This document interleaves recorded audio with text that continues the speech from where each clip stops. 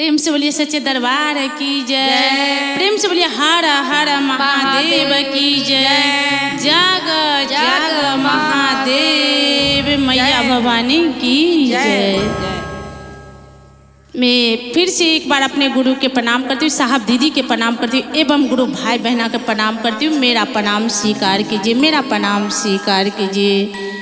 देखिए गुरु भाई बहना, बहुत खुशी की बात है, शिव चर्चा पर चर्चा में सुनाए जा रहा है। हमारे साहब दीदी ने 3 विधान दिया है।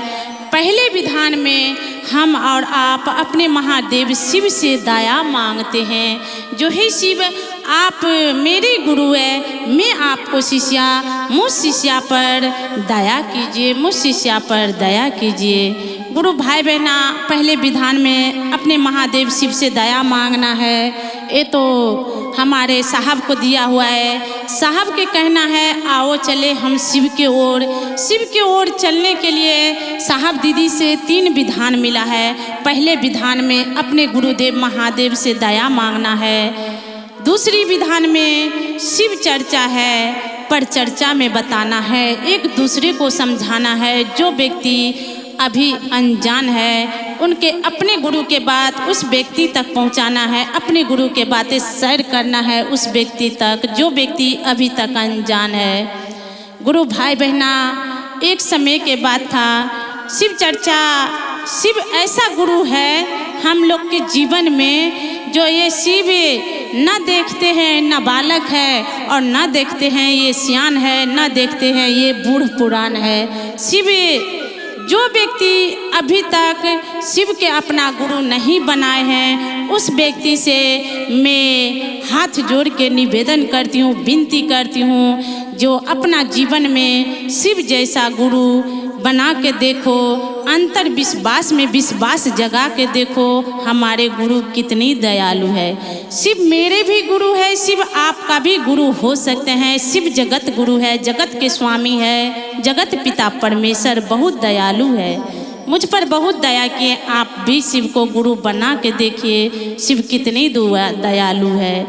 गुरु भाई बहना, एक समय के बात है, एक जात का डोमिन था, बेचारी बहुत निधान था, बहुत गरीब था।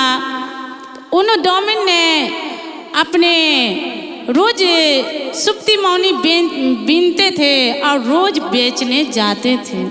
उस दिन गुरु का एहन महिमा आया जो उस दिन उसकी एक भी सूप नहीं बिका, एक भी सूप नहीं बिका, और वो बहुत निराश होके अपने घर लौटा। जब अपने घर लौटा, मन में वो शिष्या गुरु बहना सोचा जो देखिए आज तो मेरा एक भी सूप नहीं बिका है, मैं घर में बच्चे को खाना क्या चीज़ से बना के खिलाऊंगी। क्योंकि वो सूप बेच के आते थे, फिर अपना घर में राशन पानी लाते थे और अपना बच्चा को बना के खिलाते थे। लेकिन उस दिन वो बहुत निराश था। वो डोमिन गुरु बहना निराश होकर घर लौटा था, लेकिन रास्ता में एक पीपर का जड़ था। उस पीपर के बहुत भारी गाछ था, उस पीपर लंग बहुत भारी हमारे शिव महादेव के चर्चा हो रहा था। जय जय चर्चा हो रहा था। वहाँ पे उस गुरु बहना ने सोचा, डोमिन गुरु बहना ने, आज तो सूप नहीं बिका है, लेकिन मैं इस टाइम इस पल में कुछ समय अपने गुरु के बात सुन लूँ, अपने गुरु के चर्चा हो रहा है, कुछ सुन भी लूँ, कुछ सुना भी दूँ, कुछ समझ भी लूँ, कुछ समझा भी दूँ गुरु भाई बहना के से। नहीं तो आज मैं यहीं पे बैठ जाती हूँ, थोड़ा अपने गुरु के चर्चा सुनती हूँ। गुरु बहना सूप उतार के माथा पर से नीचे रख दिया और अपने गुरु के चर्चा में बैठ गया।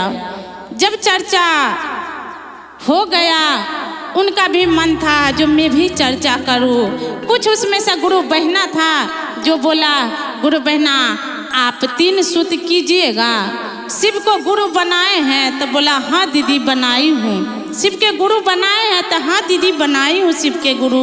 प्रणाम गुरु बहना। तो प्रणाम गुरु बहना। वहाँ पे सूप रख दिया और वहाँ पे अपने गुरु के चर्चा करने लगे और चर्चा करके अपने महादेव शिव से दया मांगे।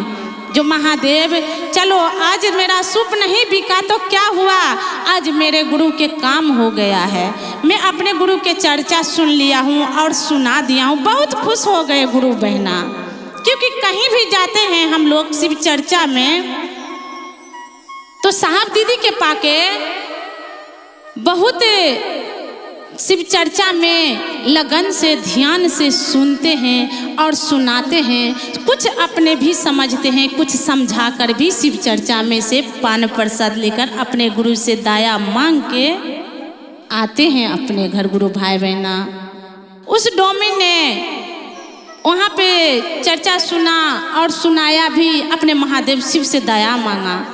उसमें एक गुरु बहना था, उनकी सूप देखकर उनकी मन में लालच आ गए।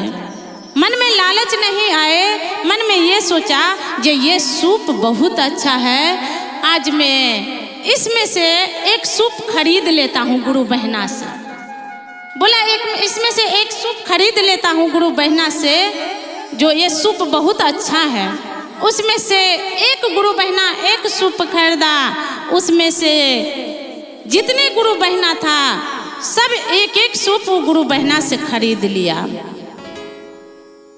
कविता गुरु बहना इस चर्चा पर ध्यान से सुनिएगा। हाँ दीदी। एक गुरु बहना को सूप पसंद आए, एक गुरु बहना ये सूप लिया तो सभी गुरु बहना के ये सूप पसंद आ गए। महादेव के दया देखिए, सभी के पसंद आ गए कि मैं भी ये सूप ले लूं। सारे सूप उनकी बिका गया, सारे सूप बिका गया और गुरु बहना ने क्या किया, जो महादेव से उसी टाइम आंचल फैला के दया मांगा और बोला, गुरुदेव महादेव आपकी दया अगम अपार है, मैं आपकी दया को कोई जवाब नहीं है महादेव। आपने इस तरीके से, मैं तो आज बहुत निराश थी, जो मैं आज बच्चे को क्या खिलाऊंगी, घर जाऊंगी तो एक भी सूप नहीं बिचा है, लेकिन आपकी दया महादेव मेरे सारे सूप बिक गया। और इसी तरह जिस तरह महादेव मैंने आपका भी काम किया, आपने मेरा साथ दिया, उसी तरह सभी गुरु भाई बहना को हर पल हर समय हर दर्द में हर दुख में हर तकलीफ में साथ दीजिएगा महादेव। वहाँ से गुरु बहना अपना घर के आए, वहाँ पे घर के आए, महादेव ने दया किया। वो डोमिन गुरु बहना सभी गुरु बहना से बोले, गुरु बहना मैं भी अपना घर चर्चा कराने चाहते हैं, आप लोग आइएगा। तो उसमें से 2-4 गुरु बहना बोला, क्यों नहीं आऊँगी, जरूर आऊँगी, जरूर आऊँगी, जरूर आऊँगी गुरु बहना, आऊँगी, जरूर आऊँगी। आप चर्चा रखिए, किस दिन रखते हैं रखिए। उस दिन गुरु बहना ने चर्चा रखा और चर्चा रखने के बाद में सभी गुरु बहना उस गुरु बहना को टाइम दे दिया, लेकिन कोई गुरु बहना उनके पास नहीं पहुंचा। लेकिन वो तो शिव की शिष्या थे, 3 सूत जानते थे, लेकिन उनकी अंदर मतलब मन में कोई छल कपट, मन में कोई तरह के शंका नहीं था। पान प्रसादी महादेव के दया से सब कुछ बेचारी ले गया। 12 से 3 तक इंतजार किया गुरु बहना सबको, गुरु भैया सबको, जो मेरे घर आएंगे और शिव चर्चा करेंगे, गुरु भाई सब आएंगे। बहुत खुश था गुरु बहना। फिर क्या हुआ, गुरु बहना कोई गुरु बहना नहीं। जब गुरु बहना के घर पहुंचा शिव चर्चा करने, तो जितने गुरु बहना पान प्रसादी लाए थे सब तस्वीर के लग जाकर और रख दिया, महादेव के चरण में रख दिया। अब बोला, महादेव मैं किस तरह से आपको आसन लगते हैं, किस तरह से आपको भजन होते हैं, अभी मैं उतना ज्ञानी नहीं हूँ, बहुत अज्ञानी हूँ। आप दया कीजिए, इस प्रसाद को भोग के रूप में स्वीकार कीजिए महादेव। मेरे तरफ से कोई गलती हुआ होगा महादेव, तो इस गलती के लिए अपने शिष्या को अपने बच्चे समझकर माफ़ कीजिएगा। इतने बात कह के और उस तरह प्रसाद गुरु बहना ने छोड़ दिया। आरती गुरु बहना ने कपूर जरा के जैसे तैसे गुरु के आरती कर दिया। और प्रसाद तो गुरु बहना के घर में बहुत था, प्रसाद तो गुरु बहना के घर में बहुत था, अब वो क्या करेंगे, जितने प्रसाद थे सभी जाके शुगर के खुबारी में फेंक दिया। जय जय। जितने प्रसाद थे सब जाके जहाँ उनकी शुगर बनाते थे वहाँ जाके सारे प्रसादी को रख दिया। सब शुगर अपना खा लिया। महादेव ने उस शुगर पर भी दया किया, अमृत बन गया, अमृत मिला, महादेव के प्रसादी मिला, अमृत मिल गया। जय हो। वहाँ पे सब खा लिया। लेकिन गुरु बहना इस बात के गौर कीजिए, वो गुरु बहना सब समय दे करके क्यों नहीं आए? इसलिए क्योंकि वो जात के डोमिन था। जय। बोले जात के डोमिन है, हम ब्राह्मण होके, हम 100 महाजन होके डोमिन के घर में जाएंगे तो प्रसाद के रूप में 1 गिलास पानी भी पीना ही पड़ेगा मेरे को, तब मेरा शरीर छुआ जाएगा, मेरा शरीर छुआ जाएगा। इस वजह से उस डोमिन गुरु बहना के घर गुरु भाई बहना चर्चा करने नहीं गए। गुरु बहना देखिए डोम रहे, दुसाद रहे, जिसको गुरु के चरण में है, आप हमारा भी शरीर में ब्लड निकालिए तो आपका ब्लड ही निकलेगा, और उन गुरु बहना कभी शरीर में से चिरिएगा तो ब्लड निकलेगा। गुरु बहना पानी नहीं निकलेगा, नहीं निकलेगा, ब्लड ही निकलेगा, ब्लड ही निकलेगा, ब्लड ब्लड। फिर गुरु बहना इस चीज के भेदभाव क्यों गुरु बहना? इस बीच में जात पात जो होते हैं, बड़े छोटे होते हैं, इसमें गुरु काम में कोई बड़े छोटे नहीं होते हैं, कोई भेदभाव नहीं होते, कोई जात पात नहीं होते। गुरु भाई बहना यही गुरु बहना वीर जितने भी गुरु भाई बहना था, महादेव ने ऐसा दया बरसाया, सभी बीमार पड़ गया, हैजा हो गया, सबको हैजा हो गया, सब बीमार, किसी को पेट जा रहा है, किसी को उल्टी हो रहा है, किसी को जार बुखार मलेरिया पकड़ लिया। जय हो शिव गुरु जय। क्योंकि अपने गुरु के काम के अभिमान किया, जात देखा ना अपना। हाँ। गुरु के नहीं देखा, जात देखा, अभिमान किया, बहुत बड़ा अपराध किया गुरु के साथ। फिर जाके बहुत लोग गुरु बहना सोचने लगे, एक दूसरे में आपस में बात करने लगे, जो क्यों ऐसा हो रहा, हमारे साथ भी हो रहा है, तो हमारे साथ भी हो रहा है। फिर उसमें से एक गुरु बहना था, थोड़ा बहुत उसमें गुरु ज्ञान दिया, बुद्धि दिया। उन्होंने बोला एक बात समझ रहे गुरु बहना, फलना दिना चर्चा हो रहा था तो एक डोमिन गुरु बहना आए थे जिससे सूप लिए थे, उसको चर्चा गच्छ करके भी आप लोग नहीं गए उसकी चर्चा में। इसीलिए आज हम लोग इतना तकलीफ में है। तो अब इस समस्या के हल हम निकालेंगे तो निकालेंगे कैसे? बोले चलिए जैसे भी निकालिए, लेकिन निकालिए। गए, बोले सब मिलके उस गुरु बहना से क्षमा मांगेंगे जा करके, और उस गुरु बहना के फिर से बोलेंगे चर्चा रखने के लिए। और उस गुरु बहना के घर में यदि चर्चा किया होंगे तो पान प्रसादी होबे करेंगे, थोड़ा बहुत ला के आपने ग्रहण करेंगे तो अपने सारा शरीर का तकलीफें कष्ट जितने हैं सारे दूर हो जाएगा। गए उस बेचारी गुरु बहना लग, बोले दीदी आप लोग तो आए नहीं, मैं तो जैसे तैसे अपने गुरु के भोग लगा दिया, और जितने भी प्रसादी था, पान प्रसादी था, जितने भी पान प्रसादी था मैंने शुगर खुबारी में फेंक दिए। आप यदि जाइएगा तो वहाँ से चुन कर खाइए अपना प्रसादी महादेव के। वहाँ पे गए गुरु बहना, बोले हाँ हमको दिखा दीजिए आप कहाँ फेंके हैं। सारे प्रसाद शुगर को खुबारी में था, उसमें से सारा केला जितना फल फूल था सारा ने शुगर तो खा लिया था, लेकिन उसमें क्या मिला? मिश्री के दाना मिला, मिश्री के दाना मिला। और उस मिश्री के ला करके सभी गुरु बहना एक एक मिश्री करके प्रसाद के रूप में खाया, और खा के मन में गुरु से दया मांगा, और गुरु के यही बोला महादेव मेरे से बहुत बड़ा गलती हो गया, गुरुदेव इस गलती के सजा इतना ही तक रहने दीजिए, महादेव आगे मत बढ़ाइए, क्योंकि मैं भी आपका शिष्य हूँ, आप मेरे गुरु हैं, आप दया कर दीजिए महादेव। फिर गुरु बहना ने सब गुरु बहना पर महादेव सन दयालु भोला भाला अपना दया बरसाए, सब गुरु बहना ठीक हो गए। फिर से गुरु बहना के घर में चर्चा रखा गया, फिर से गुरु बहना ने चर्चा कराया, बहुत अच्छे से, बहुत प्रेम भाव से रखा, बहुत प्यार से गुरु बहना सबके मान सम्मान करके सभी गुरु बहना के पान प्रसादी ले करके अपने गुरु के घर गया। तो गुरु के जो मन से दिल से मानते हैं गुरु बहना, जो शिव के शिष्य होते हैं, कभी हार नहीं मानते हैं। गलती करते भी बहुत है, हम आप बहुत गलती करते हैं गुरु काम में, होता है बहुत गलती करते हैं हम आप, बहुत गलती करते हैं गुरु बहना। लेकिन महादेव के दया और साहब दीदी को आप गवाही रख दीजिए, सुबह उठिए साहब दीदी की गवाही रख दीजिए। साहब दीदी आज किस तरह गुरु काम होगा, किस तरह आज मेरा सुबह से शाम होगा, ये तो मैं नहीं जानती हूँ, आप ही जानते हैं। आज के समय आपका हाथ में है, यदि आपका हाथ मेरे सर पे रहेगा तो मैं चाहकर भी अपने गुरु के काम में गलती नहीं करूँगी।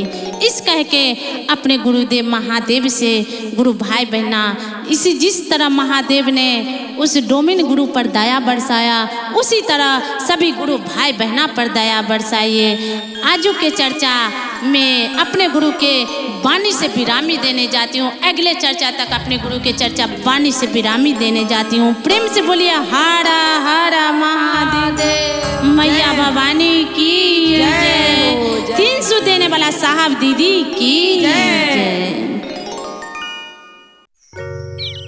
प्रेम से बोलिए सच्चे दरबार की जय हो। मैं अपने गुरु के प्रणाम करती हूँ, साहब दीदी के प्रणाम करती हूँ एवं गुरु भाई बहना के प्रणाम करती हूँ। मेरा प्रणाम स्वीकार कीजिए।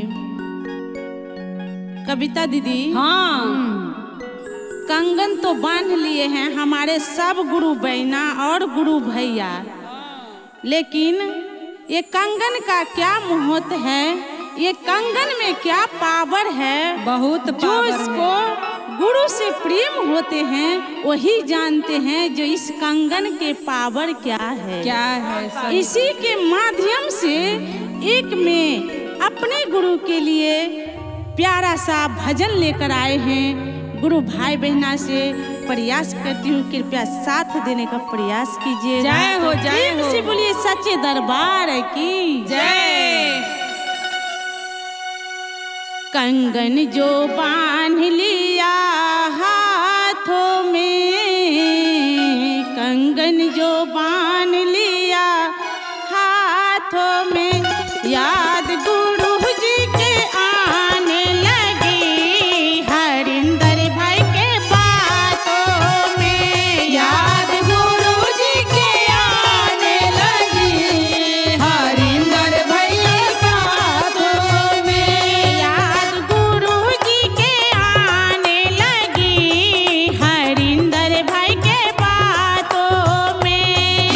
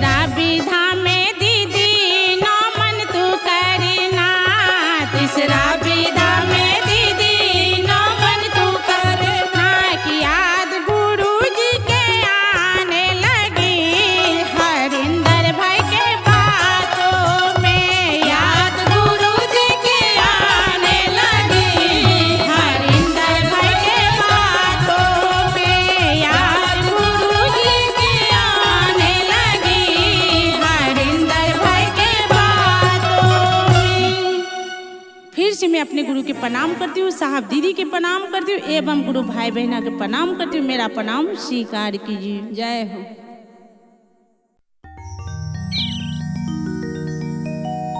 देखिए कविता दीदी, हाँ, आजकल के नई नवेली दुल्हन आते हैं तो कुछ काम के लिए सासू माँ के छोड़ देते हैं, गोतनी को छोड़ देते हैं। जय हो, जय हो। और पतिदेव से कहते हैं। हाँ, क्या कहते हैं? पतिदेव से कहते हैं। क्या कहते हैं? उसी के माध्यम से आज मैं अपने पतिदेव से नहीं कहूंगी, आज मैं अपनी सासू माँ से कहूंगी। जा जा जा बुढ़िया जा कहबा। तो क्या कहते हैं? क्या? इधर आइए सासू माँ, हाँ। इधर आइए थोड़ा। आइए सासू माँ। कि हमरा मनमा की श्रद्धा पूरा दिए सासू माँ, कि हमरा मनमा की श्रद्धा पूरा दिए सासू माँ, कि हमरा दुआरे पर चारा चाकारा दिए सासू माँ, हमरा दुआरे पर चारा चाकारा दिए सासू माँ, हमरा दुआरे पर चारा चाकारा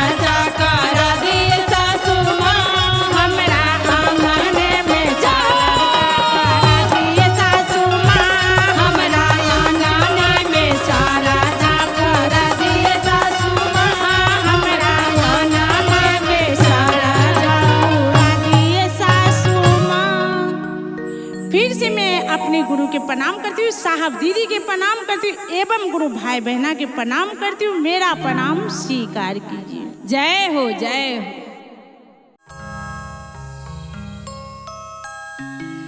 सबसे पहले मैं अपना शिव गुरु के चरणों में कमल कोटि प्रणाम करती हूँ। मेरा प्रणाम स्वीकार कीजिए, मेरा प्रणाम स्वीकार कीजिए, मेरा प्रणाम स्वीकार कीजिए।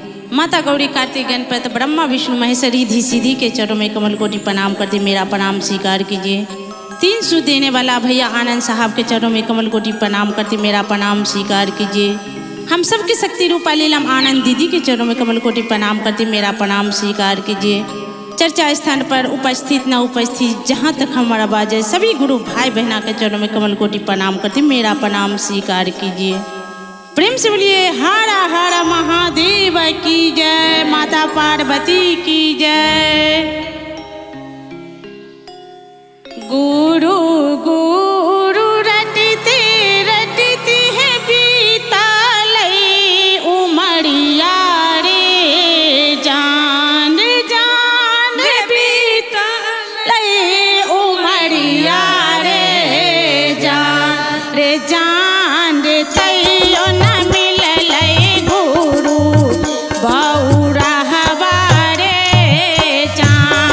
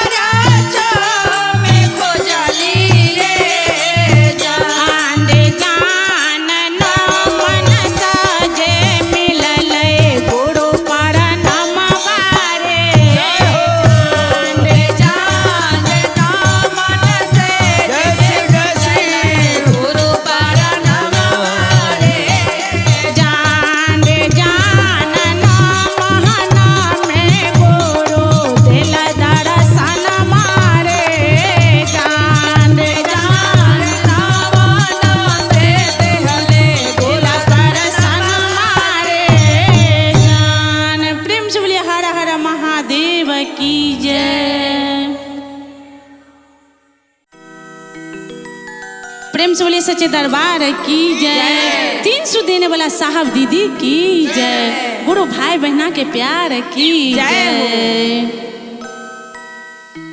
गुरु सुन ली अरजिया हमार शिष्या पुकार कर